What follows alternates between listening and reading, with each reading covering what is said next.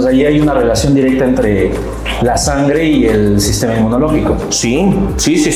O sea, el sistema inmunológico, los elementos, hay distintos elementos que lo constituyen. Pueden ser los órganos linfoides, por ejemplo, que son tejidos que se especializan en formar, que es la médula ósea en el humano, la médula ósea donde se fabrica la fábrica de sangre, por lo tanto, y aquí también hay un concepto que a veces la gente confundimos, la médula. Una cosa es la médula espinal, que es la que corresponde al sistema nervioso central y a la estructura locomotora, es decir, a los cuerpos vertebrales, que es la parte del dorso y la espalda, y otra cosa es la médula ósea. La médula ósea es de la que yo he hablado, que es la que está dentro de los huesos del esqueleto axial y que forman la sangre. Entonces, en este caso, ahí se forman los órganos, o más bien es uno de los órganos linfoides en nosotros. También dentro de los órganos linfoides hay estructuras que se consideran también secundarias, y estos órganos están los ganglios linfáticos y están también el vaso, ¿no? Que es una estructura, insisto, que he mencionado, es un órgano que tenemos en el abdomen, ¿no? Ahí existe. ¿Y esto por qué? Porque ahí se maduran los linfocitos B, ahí terminan en algunos casos de madurar. Hay distintos tipos de linfocitos, B, T y unos que suenan a película, pero así se llaman, NK o asesinos naturales en el cuerpo, ¿no? Esos son linfocitos que no preguntan. Ya ahorita, si quieren, hablamos del sistema inmune, qué hacen los B, qué hacen los T. Y los T, por ejemplo, aunque se forman inicialmente en la médula, se diferencian en un órgano que tenemos en el pecho, en el mediastino específicamente, que se va degenerando, y no es que se vuelva malvado, eso no, es que va involucionando y se va haciendo cada vez más pequeño hasta perderlo en la parte mediastina. Incluso si persiste, puede generar tumores.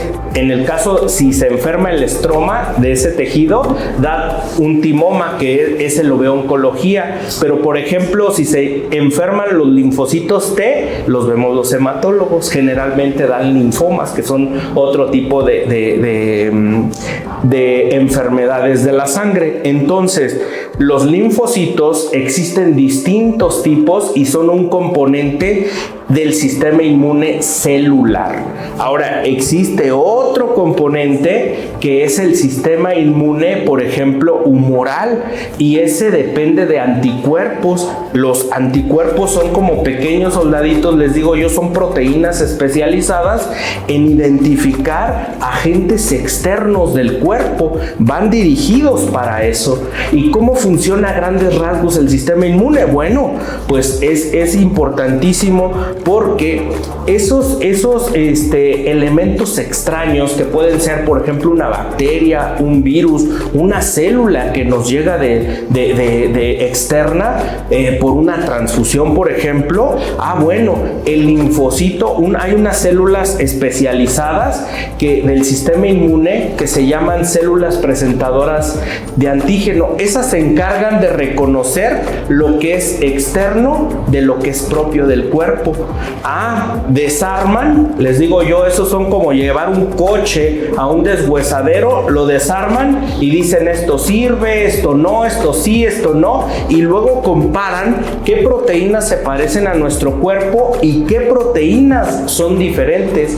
Esas proteínas que son diferentes las exponen y unos linfocitos van a reconocer, entonces yo me tengo que fijar en esta parte que es diferente, y entonces echan a andar mecanismos en la sangre para producir linfocitos. Si es más eficaz combatir esa proteína por linfocitos T, va a ser linfocitos T. Si es más eficaz, y a esa se le llama inmunidad celular, si es más eficaz combatirla con anticuerpos, va a generar anticuerpos, y de esa manera entonces el cuerpo echa a andar mecanismos. Ahora, ¿cómo le hacen esos linfocitos? No, los linfocitos T se le pegan al elemento extraño y le echan sustancias que lo van a destruir, que son sustancias químicas que se les conocen como enzimas, que degradan o parten en pedacitos las estructuras que son extrañas. Insisto, ya sea una bacteria, un virus, un hongo, algo, ¿no? En cambio, por ejemplo, si es por un anticuerpo que se tiene que combatir, esa ruta es un poquito más larga porque se forma un linfocito B, y de esos hay linfocitos B de memoria y hay linfocitos B productores de anticuerpo, que el grado más maduro de un linfocito B se le conoce como célula plasmática, porque esa célula plasmática es la que va a generar estos elementos plasmáticos llamados anticuerpos. Y entonces hay distintos tipos de anticuerpos. Nuestro cuerpo produce un montón y es la única célula que se abre para generar un repertorio de mezcla genética y generar nuevos anticuerpos. No hay ninguna otra célula en el cuerpo humano que pueda hacer eso. Entonces, hay enfermedades que van a ser competencia del hematólogo, pero ahí en todo lo que acabo de decir, hay enfermedades que son competencias del inmunólogo, del alergólogo, de otras especialidades, y por ejemplo, si estas se enferman, todavía peor, porque unas van a ser competencia del oncólogo y otras del hematólogo, porque surgen a través del sistema inmune, ¿no? Entonces, sí es un poco complejo. Fíjate que hay un dato ahí bien importante cuando uno no necesita entender acerca de estos mentados anticuerpos y su importancia. Los grupos sanguíneos, por ejemplo, los grupos sanguíneos, aunque son azúcares lo que define si uno es A, si uno es B o si uno es AB, porque tenga azúcares, combinaciones distintas, pues ¿qué crees? El anticuerpo, es decir, un paciente que tiene un grupo sanguíneo A, tiene un anticuerpo anti-B. De tal manera que si entra un eritrocito B, lo destruye, ¿sí? ¿Y cómo le hizo Landsteiner para su sistema, ¿no? Lo hizo mezclando sangres en el laboratorio y veía que unas se destruían y unas no. Y dijo, caray, o sea, ¿a qué se debe? Y justo empezó a descubrir los grupos sanguíneos por esos mecanismos. Y obviamente este es un conocimiento que hoy tenemos para poder, insisto, en la sangre, en los grupos sanguíneos, saber qué tipo de sangre le podemos pasar a un paciente. Y eso es más complejo de lo que porque muchas veces algunas personas desconocen que, por ejemplo, tienen más de un potencial donante. Existe el concepto de la sangre universal, ¿no? Que dicen, es que yo soy sangre universal. No, el paciente que, por ejemplo, tiene ausencia de algunos carbohidratos, en realidad es cero, ¿no? O ausente de algún antígeno en la superficie. Así se le conoce a la némesis, les digo yo, del anticuerpo. El anticuerpo, el sitio que va a reconocer, se le llama antígeno. Y entonces un eritrocito O carece de antígeno. Por eso es que ese va a tener, por ejemplo, anticuerpos anti-A y anti-B. Entonces tú no le puedes poner más que sangre O. Si al paciente le pones una sangre A, una sangre B o una sangre AB, va a ser una reacción brutal. Entonces, él puede, sí, al carecer de anticuerpos, de antígenos en la superficie, él sí le puede donar glóbulos rojos a cualquiera. Pero, por ejemplo, un paciente que es AB de sangre, ese carece de anticuerpos anti-A y anti-B. Entonces, el plasma sí se lo puedes poner a otros grupos sanguíneos. Entonces, eso lo hacemos específicamente en los bancos de sangre.